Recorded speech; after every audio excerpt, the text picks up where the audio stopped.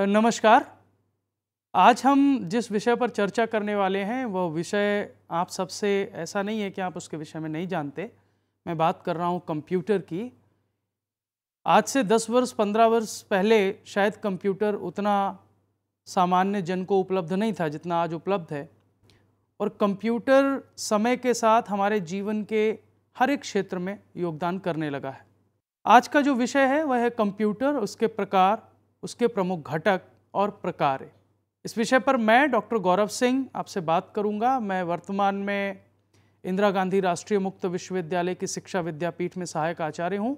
और जब हम बात करते हैं कंप्यूटर की, तो आप में से बहुत सारे लोग इस विषय में जानते भी हैं कि कंप्यूटर सामान्यतः आंकड़ों के प्रसंस्करण की एक मशीन मानी जाती है। कंप्यूटर आंकड़ों के प्रसंस्करण की एक मशीन है, और कंप्यूटर में जो भी आंकड़े हम देते हैं, जिसको हम इनपुट बोलते हैं, तो इनपुट के रूप में जो आंकड़े दिए जाते हैं उनको कंप्यूटर में कुछ प्रोग्राम होते हैं या कुछ निर्देश होते हैं, तो उनको जो निर्देश या प्रोग्राम दिया जाता है उस प्रोग्राम के आधार पर कंप्यूटर उन आंकड़ों का प्रसंस्करण करता है, अर्थात उसकी प्रोसेसिंग करता है, और प्रसंस्करण करने के बाद उसका एक परिणाम देता है जिसको हम बोलते हैं आउटपुट। तो कंप्यूटर की प्रक्रिया में अक्सर ये शब्द आपने सुने हैं, input, program, process and output. तो कंप्यूटर को जो आंकड़े हम देते हैं वो इनपुट है। कंप्यूटर जिन नियमों या प्रोग्राम का मदद लेता है वे निर्देश हैं। उन निर्देशों के आधार पर उन आंकड़ों का प्रसंस्करण अर्थात प्रोसेसिंग करता है, और प्रोसेसिंग करने के बाद उसका एक परिणाम अर्थात आउटपुट देता है। और साथ ही वो परिणाम हम केवल एक ही बार नहीं देख सकते, हमको जब भी आवश्यकता पड़ती है उन परिणामों को हम देख सकें, इसकी व्यवस्था भी कंप्यूटर में होती है, जिसको हम उसका भंडारण या स्टोरेज कहते हैं। तो सामान्य शब्दों में कंप्यूटर को यदि परिभाषित करना हो तो हम कह सकते हैं कि कंप्यूटर आंकड़ों के प्रसंस्करण की एक ऐसी मशीन है जो दिए गए आंकड़ों अर्थात इनपुट को दिए गए निर्देशों अर्थात प्रोग्राम के अनुसार उनका प्रसंस्करण करके एक परिणाम अर्थात आउटपुट देता है, और साथ ही उनके पुनः भंडारण के लिए उनका स्टोरेज करता है। इस परिभाषा से ही आपको कंप्यूटर के प्रमुख कार्यों का अनुमान लग जाएगा। यदि इस परिभाषा से हम कंप्यूटर के प्रमुख प्रकारों को बाहर निकालें तो हम पाएंगे कि कंप्यूटर का पहला काम है उसको इनपुट के रूप में जो आंकड़े दिए जा रहे हैं उनको वो स्वीकार करे, अर्थात इनपुट द्वारा दिए गए आंकड़ों को स्वीकार करना। दूसरा, हम इनपुट के रूप में जो आंकड़े देते हैं उनका भी भंडारण करता है, सीधे प्रसंस्करण नहीं करता, तो उनका भंडारण करना, उनकी स्टोरेज करना। उनको भंडारण करने के बाद उसको जो आंकड़े दिए गए हैं उसके लिए उसको कुछ निर्देश दिए जाते हैं, कुछ प्रोसेसेस से उसको फॉलो होना होता है, तो उसके लिए कुछ प्रोग्राम्स बनाए जाते हैं। तो उन निर्देशों या प्रोग्राम्स के अनुसार वो आंकड़ों का प्रसंस्करण करता है। ये कंप्यूटर का तीसरा कार्य है। फिर कंप्यूटर हमें परिणाम देता है, ये कंप्यूटर का चौथा कार्य है। और इन सभी प्रकारों पर, चाहे वो आंकड़ों को स्वीकार करना हो, चाहे आंकड़ों का भंडारण करना हो, चाहे दिए गए निर्देशों के अनुसार आंकड़ों का प्रसंस्करण करना हो, या परिणाम के रूप में आउटपुट देना हो, इन पर नियंत्रण करने का काम भी कंप्यूटर करता है। तो कंप्यूटर के प्रमुख कार्यों में भंडारण, प्रोसेसिंग, आउटपुट और कंट्रोलिंग, ये सारे कंप्यूटर के प्रमुख कार्य माने जाते हैं। अगला हमारे समक्ष जो प्रश्न आता है वो आता है, कंप्यूटर आखिर होते कितने प्रकार के हैं। कंप्यूटर के निश्चित प्रकार कुछ आधार पर वर्गीकृत किए गए हैं। यदि हम कंप्यूटर के वर्गीकरण के आधारों को देखें तो एक तो कंप्यूटर को किस तरह से प्रयोग किया जाना है, अर्थात उनके अनुप्रयोग के आधार पर कंप्यूटरों को वर्गीकृत किया गया है। उस आधार पर कंप्यूटर 3 प्रकार के होते हैं, एनालॉग कंप्यूटर, डिजिटल कंप्यूटर और हाइब्रिड कंप्यूटर, जिसमें एनालॉग और डिजिटल दोनों पक्ष समाहित होते हैं। दूसरा कंप्यूटरों का जो प्रकार है वह है उनके उद्देश्यों के आधार पर। जब हम उद्देश्यों के आधार पर कंप्यूटर को वर्गीकृत करते हैं तो कंप्यूटर 2 प्रकार के हैं, सामान्य उद्देश्य कंप्यूटर और विशिष्ट उद्देश्य कंप्यूटर। कुछ कंप्यूटर ऐसे होते हैं जो हर एक व्यक्ति उनको प्रयोग करता है। हम जो कंप्यूटर इस्तेमाल करते हैं वो सामान्य उद्देश्य कंप्यूटर के अंतर्गत आते हैं।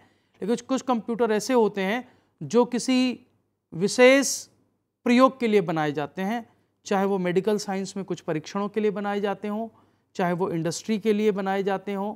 तो कुछ कंप्यूटर ऐसे होते हैं जिनका विशेष उद्देश्य होता है। तो उद्देश्यों के आधार पर कंप्यूटर 2 प्रकार के होते हैं। तीसरे होते हैं कंप्यूटर आकार के आधार पर। ये होते हैं micro computer, mini computer, main frame computer और सुपर कंप्यूटर। हम आकार के आधार पर जो कंप्यूटर के प्रकार हैं इस पर आगे बात करेंगे। पहला प्रकार जो मैंने आपको बताया वो है माइक्रो कंप्यूटर। माइक्रो कंप्यूटर काफ़ी पुराना प्रकार है, 1970 के दशक में इसका आविष्कार हुआ और माइक्रो कंप्यूटर ही वह खोज थी जिसके कारण हमारे और आपके पास कंप्यूटर पहुंचा, अर्थात जन सामान्य तक कंप्यूटर की पहुंच माइक्रो कंप्यूटर के साथ ही हुई।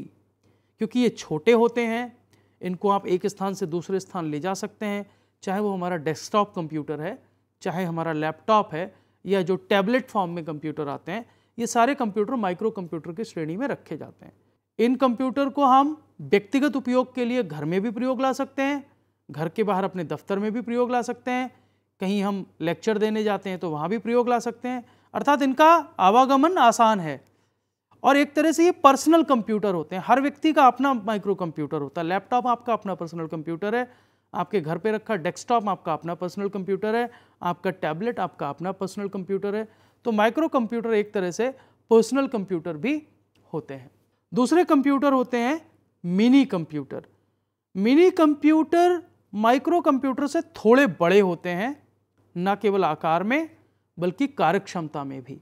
पहला मिनी कंप्यूटर जिसको हम PDP-8 मानते हैं वो लगभग एक रेफ्रिजरेटर जो आपके घर में फ्रिज होती है उसके आकार का था और उसको डिजिटल इक्विपमेंट कॉरपोरेशन DEC ने 1965 में तैयार किया था। ये कंप्यूटर मध्यम आकार के होते हैं, अर्थात आपका जो पर्सनल कंप्यूटर है उससे थोड़े बड़े होते हैं, इसकी कीमत भी उनसे ज़्यादा होती है। ख़ास तौर पर जो कंपनियां हैं वहाँ इनका प्रयोग किया जाता है। मिनी कंप्यूटर का जो महत्वपूर्ण प्रयोग है वो ये है कि ये कई सारे कंप्यूटर के साथ मैनेजमेंट का काम भी कर लेता है, अर्थात कई जगह जो सर्वर होते हैं वो कई बार मिनी कंप्यूटर के आकार के होते हैं, माइक्रो कंप्यूटर आकार के सर्वर नहीं होते। सर्वर एक सिस्टम होता है जो उस सिस्टम से जुड़े, नेटवर्क से जुड़े और सारे कंप्यूटर जो हैं उनके साथ उनको कनेक्टिविटी प्रदान करने का काम करता है, उनके बीच सूचनाओं के आदान प्रदान का काम करता है। तो उसके लिए जो जिम्मेदारी जिस कंप्यूटर को दी जाती है वो लगभग मिनी कंप्यूटर के आकार का कंप्यूटर होता है। मिनी कंप्यूटर की एक और खूबी होती है कि इसमें एक से अधिक व्यक्ति कार्य कर सकते हैं एक साथ, क्योंकि इसमें एक से ज़्यादा CPU होते हैं। अभी हम CPU की आगे बात करेंगे, सेंट्रल प्रोसेसिंग यूनिट की, जब हम कंप्यूटर के विभिन्न भागों की बात करेंगे।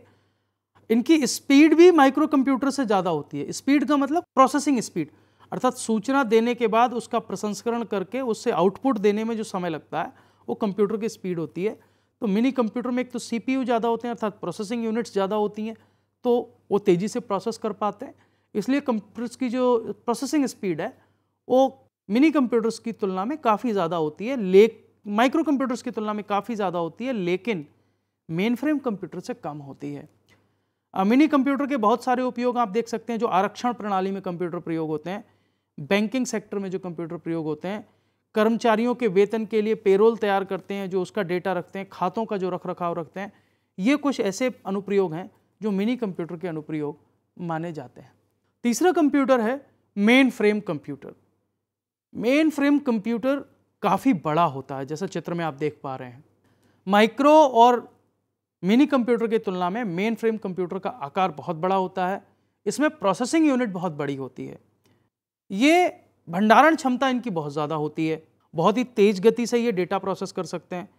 मेन फ्रेम कंप्यूटर आकार में छोटे होते हैं, किसकी तुलना में? सुपर कंप्यूटर की तुलना में, लेकिन बड़े होते हैं किसकी तुलना में? माइक्रो कंप्यूटर और मिनी कंप्यूटर की तुलना में। इनकी जो खूबी होती है वो होती है इनकी डाटा प्रोसेसिंग की स्पीड, अर्थात आंकड़ों के प्रसंस्करण की गति। आंकड़ों के प्रसंस्करण की गति और क्षमता माइक्रो कंप्यूटर और मिनी कंप्यूटर की तुलना में मेन फ्रेम कंप्यूटर की बहुत अधिक होती है। इसलिए बहुत बड़ी कंपनियों में, बैंकों के मुख्य कार्यालयों में, सरकारी विभागों में जो केंद्रीय कंप्यूटर के रूप में प्रयोग किया जाता है वो मेन फ्रेम कंप्यूटर का प्रयोग किया जाता है। इन कंप्यूटर्स की एक खूबी होती है, थकते नहीं है, बिना थके निरंतर कार्य कर सकते हैं, 24 घंटे लगातार कार्य कर सकते हैं। सैकड़ों यूजर्स एक साथ इन कंप्यूटर पर कार्य कर सकते हैं। तो इस प्रकार के जो अनुप्रयोगों के लिए जब हमें कंप्यूटर की आवश्यकता होती है तब हम मेन फ्रेम कंप्यूटर का इस्तेमाल करते हैं। एक और खूबी होती है, मेन फ्रेम कंप्यूटर को एक नेटवर्क में बहुत सारे माइक्रो कंप्यूटर्स के साथ आपस में जोड़ा जा सकता है। जैसे हमें उपभोक्ताओं द्वारा खरीद का ब्यौरा रखना है, अब किसी एक संस्था की बहुत सारी दुकानें अलग अलग जगह हैं, और उन दुकानों पर कुछ सामान उपभोक्ता खरीदते हैं और वो उस दुकान पर उसका सामान का बिल बनाया जाता है, लेकिन उन सबका इकट्ठा आंकड़ा एक कंप्यूटर जो देख रहा है वो मेन फ्रेम कंप्यूटर तक आता है। भुगतानों का ब्यौरा रखना, बिल भेजना, नोटिस भेजना, कर्मचारियों का भुगतान करना, टैक्स के डिटेल्ड विस्तृत ब्यौरे रखना, ये सब मेन फ्रेम कंप्यूटर के प्रमुख इस्तेमाल हैं।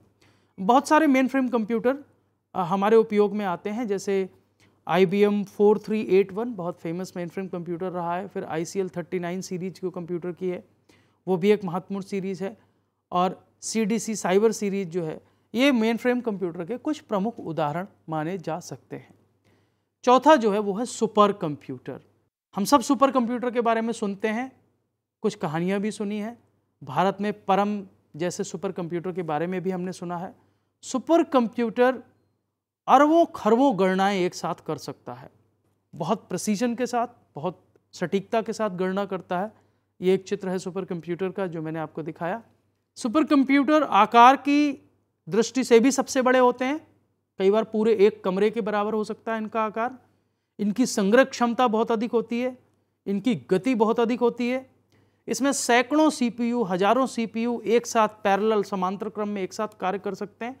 इसीलिए सुपर कंप्यूटर में जो प्रोसेसिंग है उसको पैरेलल प्रोसेसिंग कहा जाता है। बड़े वैज्ञानिक प्रयोगों में, शोध प्रयोगशालाओं में सुपर कंप्यूटर्स का इस्तेमाल होता है। अंतरिक्ष यात्रा के लिए अंतरिक्ष यात्रियों को जब अंतरिक्ष में भेजा जाता है, मौसम की भविष्यवाणी के लिए सुपर कंप्यूटर का इस्तेमाल होता है, उच्च गुणवत्ता वाले एनिमेशन चित्रों के निर्माण में सुपर कंप्यूटर का इस्तेमाल होता है। तो सुपर कंप्यूटर भी एक बहुत महत्वपूर्ण कंप्यूटर है। इसमें जो गणनाएं की जाती हैं वो बहुत उच्च कोटि की शुद्धता उनमें होती है। इसमें जो प्रक्रियाएं होती हैं, जो प्रोसेसेस होती हैं वो बहुत जटिल होती हैं और हाई डिग्री ऑफ प्रिसिशन, उच्च कोटि की शुद्धता इनमें पाई जाती है, जो केवल सुपर कंप्यूटर ही कर सकते हैं। भारत में सुपर कंप्यूटर के बारे में आपने सुना ही है, मैंने जिक्र भी किया। भारत में परम नाम का सुपर कंप्यूटर है जिसे भारत के वैज्ञानिकों ने तैयार किया है, भारत में ही तैयार किया है। और परम कंप्यूटर का जो रिसेंट विकसित जो अभी रूप है उसको परम 10,000 बोलते हैं। इसके अलावा बहुत सारे और सुपर कंप्यूटर भी दुनिया में हैं, जैसे क्राई 1 है, CRAI XMP क्राई XMP 2 है, NEC 500 है। लगभग बहुत सारे विकसित देशों के पास अपने सुपर कंप्यूटर हैं, लेकिन जब भारत को आवश्यकता हुई और भारत में सुपर कंप्यूटर की ज़रूरत महसूस हुई तो भारतीय वैज्ञानिकों ने कहा कि हम अपना सुपर कंप्यूटर स्वयं तैयार करेंगे ताकि उसके सारे नियंत्रण हमारे साथ रहें, और भारत ने परम जैसे सुपर कंप्यूटर का निर्माण किया गया। एक कंप्यूटर में मुख्यतः, अब हम बात करते हैं एक कंप्यूटर की, तो कंप्यूटर के प्रकारों की बात हो गई। एक कंप्यूटर में मुख्यतः 3 प्रकार की इकाइयां होती हैं। एक होती है गणितीय तार्किक इकाई जिसको बोलते हैं एरिथमेटिक लॉजिकल यूनिट, ALU। दूसरी होती है कंट्रोल यूनिट, नियंत्रण इकाई। और तीसरी होती है सेंट्रल प्रोसेसिंग यूनिट, केंद्रीय प्रसंस्करण इकाई। यदि आप कंप्यूटर की संरचना देखें तो आप ये मान सकते हैं कि जो कंप्यूटर का CPU होता है, अर्थात मॉनिटर के बराबर में रखा जो एक रेक्टेंगुलर बॉक्स होता है, आयताकार बॉक्स होता है, उस बॉक्स के अंदर एरिथमेटिक लॉजिकल यूनिट ALU और कंट्रोल यूनिट अर्थात नियंत्रण इकाई, ये दोनों उसमें होती हैं। तो CPU बेसिकली ALU और CU, गणितीय तार्किक इकाई और नियंत्रण इकाई को मिलाकर बनता है। गणितीय तार्किक इकाई का जो काम है, जैसा कि इसके नाम से ही स्पष्ट है, गणितीय और तार्किक दोनों प्रकार की गणनाएं ये करता है। अर्थात जो गणितीय गणनाएं करनी है, जो गणितीय प्रोसेसिंग करनी है कंप्यूटर को, वह इस इकाई का काम है। साथ ही जहां पर उसको लॉजिकल सीक्वेंसिंग करनी है, क्योंकि जब कंप्यूटर जो होता है वो एक इंटेलिजेंट सिस्टम है। इंटेलिजेंट सिस्टम का मतलब उसमें उसकी बुद्धि को मानव ने निर्मित किया, लेकिन वो एक बुद्धिमान तंत्र है। यदि उसको बहुत सारे कार्य दे दिए जाएं तो वो तय कर लेता है कि उसको कौन सा कार्य पहले करना है, कौन सा कार्य बाद में करना है। वो लॉजिक अप्लाई करता है, केवल सीधी गणितीय गणनाएं ही नहीं करता। तो गणितीय गणनाएं करने और तार्किक प्रोसेसिंग या तार्किक प्रसंस्करण के लिए जो इकाई जिम्मेदार है उसको ALU या एरिथमेटिक लॉजिकल यूनिट कहा जाता है। साथ ही कंप्यूटर के अंदर जो प्रोसेसिंग हो रही है उसका नियंत्रण, कंप्यूटर से जुड़े जो विभिन्न इनपुट आउटपुट डिवाइसेस हैं उनका नियंत्रण, तो उसके लिए उसमें एक यूनिट होती है जिसको हम कंट्रोल यूनिट या नियंत्रण इकाई कहते हैं। तो कंट्रोल यूनिट सारे आंकड़ों के प्रसंस्करण का नियंत्रण, उसको जो प्रोग्राम्स दिए गए हैं उन प्रोग्राम्स के अनुसार ही उसमें प्रोसेसिंग हो उसका नियंत्रण, उसको कहाँ स्टोरेज होना है उसका नियंत्रण, साथ ही कंप्यूटर से जुड़े हुए जो विभिन्न उपकरण हैं उन उपकरणों की कार्यप्रणाली का नियंत्रण। तो ये जो नियंत्रण का काम है, ये कंट्रोलिंग का काम है, ये नियंत्रण इकाई और कंट्रोल यूनिट कहती है, और दोनों जो है वो सेंट्रल प्रोसेसिंग यूनिट के अंदर रखी होती हैं। यदि आप एक कंप्यूटर को देखें और कंप्यूटर की प्रक्रियाओं की जब मैंने बात की, उसके प्रकारों की बात की थी शुरुआत में, उनको ध्यान में लाएं तो आप देखेंगे कंप्यूटर मुख्यतः 4 प्रकार के काम करता है: इनपुट, प्रोसेसिंग, आउटपुट और मेमोरी।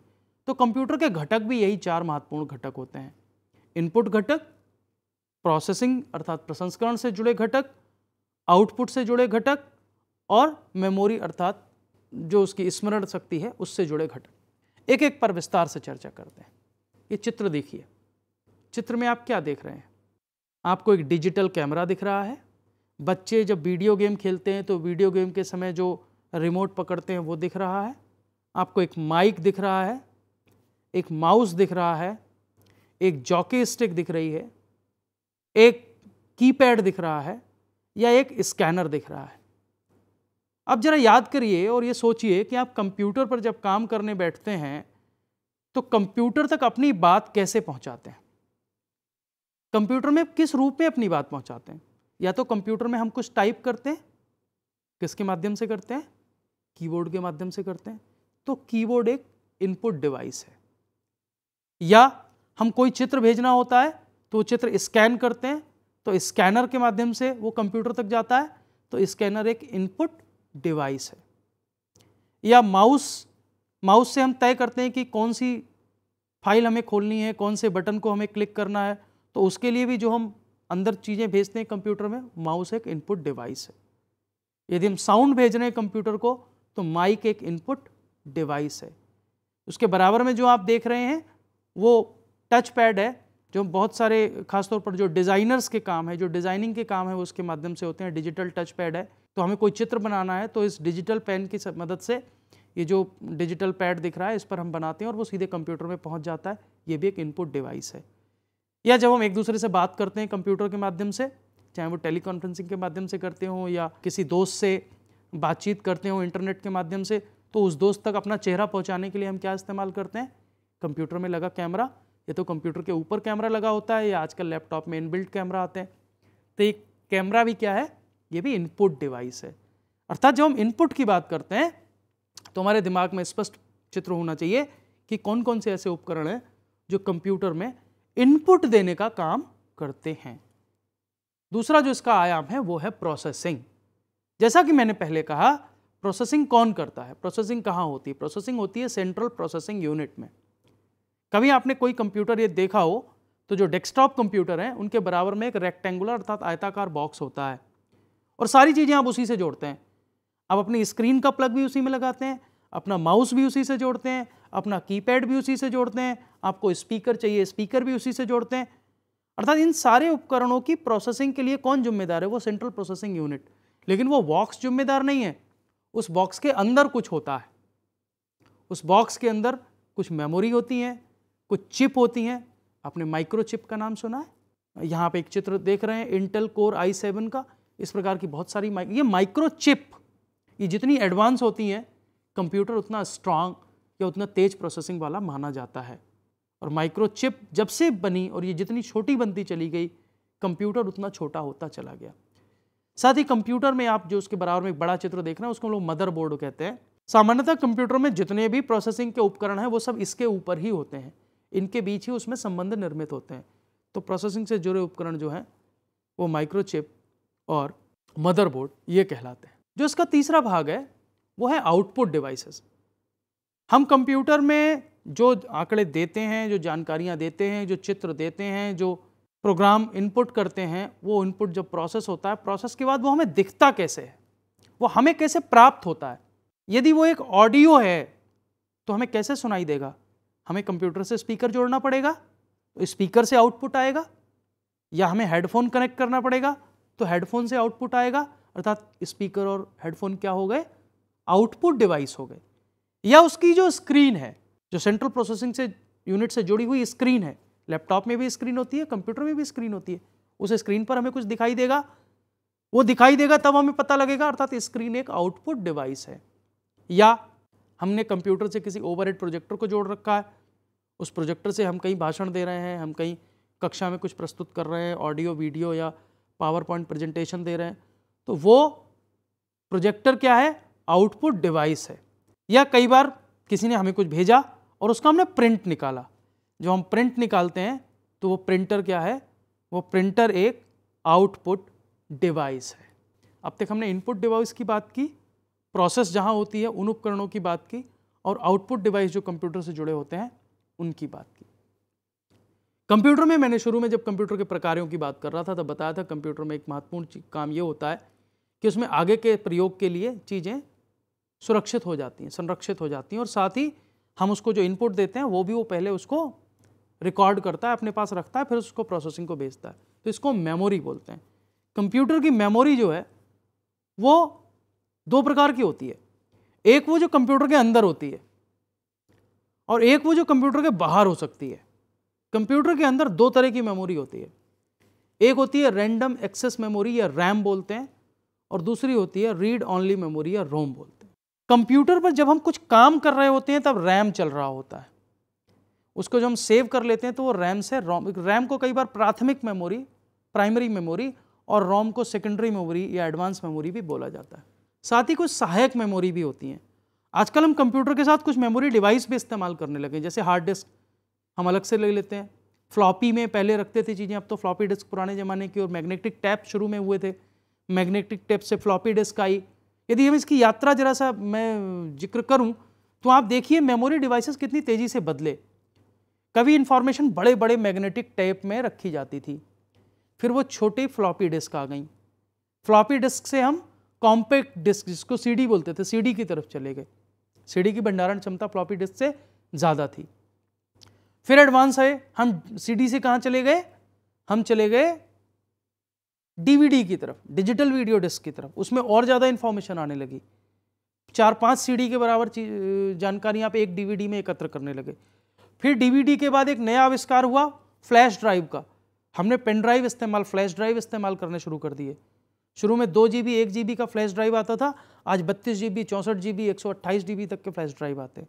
और हार्ड डिस्क तो आपको पता ही है कि हार्ड डिस्क जो है वो छोटे से बड़े तक कई टेराबाइट तक के हार्ड डिस्क आने लगे हैं। तो ये जो हैं ये सारे मेमोरी उपकरण हैं। चित्र में यदि आप देखें तो आपको जो पहला चित्र दिख रहा है वो एक रैम का चित्र है, वो प्राइमरी डिवाइसेस है।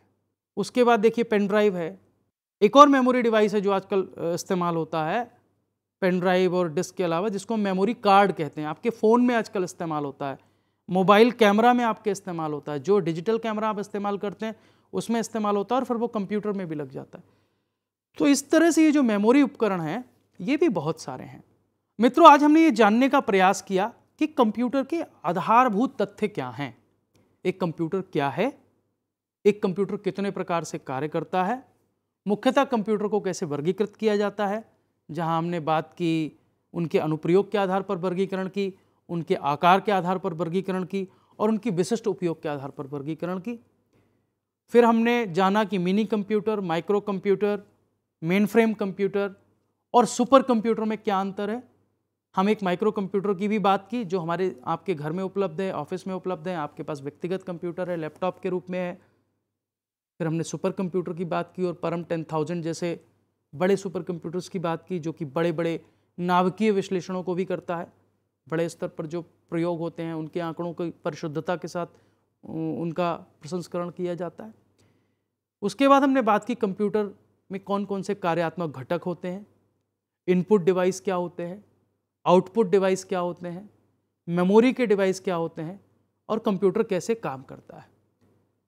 मुझे आशा है कि इस कार्यक्रम को देखने के बाद आपके पास जो कंप्यूटर उपलब्ध है आप उसके पास जाएंगे और उसको देखेंगे, और उसमें फिर ये जानने का प्रयास करेंगे कि आज की चर्चा में हमने जिस प्रकार के उपकरणों की बात की वे उपकरण आपके कंप्यूटर में कहाँ हैं।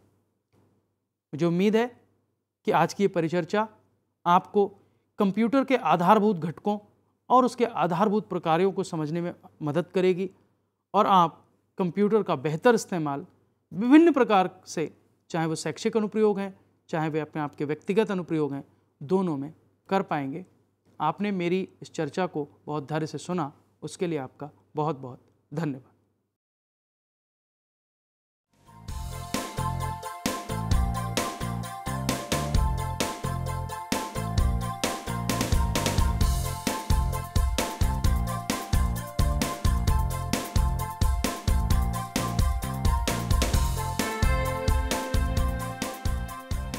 घर बैठे पाएं राष्ट्रीय मुक्त विद्यालय शिक्षा संस्थान यानी NIOS में एडमिशन, वो भी एकदम आसान तरीके से, जिससे शिक्षार्थियों को होगी समय और धन दोनों की बचत। NIOS से शिक्षा कभी भी कहीं भी। शिक्षार्थियों, क्या आप जानते हैं NIOS में एडमिशन लेने का सरल और सुगम तरीका, जिससे शिक्षार्थियों को ऑनलाइन प्रवेश लेने में सहूलियत मिलती है। NIOS में प्रवेश की प्रक्रिया पूर्णतया ऑनलाइन है। शिक्षार्थी घर बैठे इंटरनेट द्वारा प्रवेश के लिए सबसे पहले NIOS की वेबसाइट www.nios.ac.in पर लॉगिन करें। अपना ईमेल आईडी और पासवर्ड डालकर अपना पंजीकरण करें। पंजीकरण के बाद लॉगिन करने पर ऑनलाइन प्रवेश हेतु आवेदन पत्र खुलेगा। आवेदन पत्र को निर्देशानुसार भरें और प्रिंट आउट लें। इस प्रिंट आउट पर अपनी फोटो संलग्न करें। ऑनलाइन प्रवेश के लिए शुल्क हेतु भुगतान के तरीके हैं: क्रेडिट कार्ड के द्वारा, डेबिट कार्ड के द्वारा, राष्ट्रीयकृत बैंक के ड्राफ्ट के माध्यम से, जो कि सचिव NIOS नई दिल्ली या नोएडा के पक्ष में देय हो।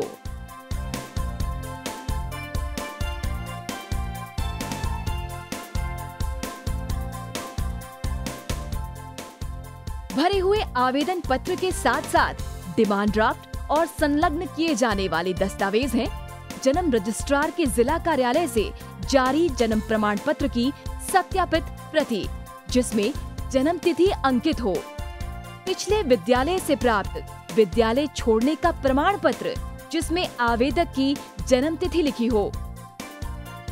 प्रवेश फॉर्म का प्रिंट आउट NIOS के संबद्ध क्षेत्रीय केंद्रों पर 10 दिनों में पहुंच जाना चाहिए, अन्यथा उचित दस्तावेज ना लगे होने पर आवेदन फॉर्म रद्द किया जा सकता है। प्रवेश प्रक्रिया की पुष्टि होने के बाद शिक्षार्थियों को परिचय पत्र व अध्ययन सामग्री डाक द्वारा तुरंत पहुंचाई जाती है। ऑनलाइन प्रवेश एक बहुत ही सुगम और सुविधाजनक प्रवेश प्रणाली है। Online on time for safe and secure admission.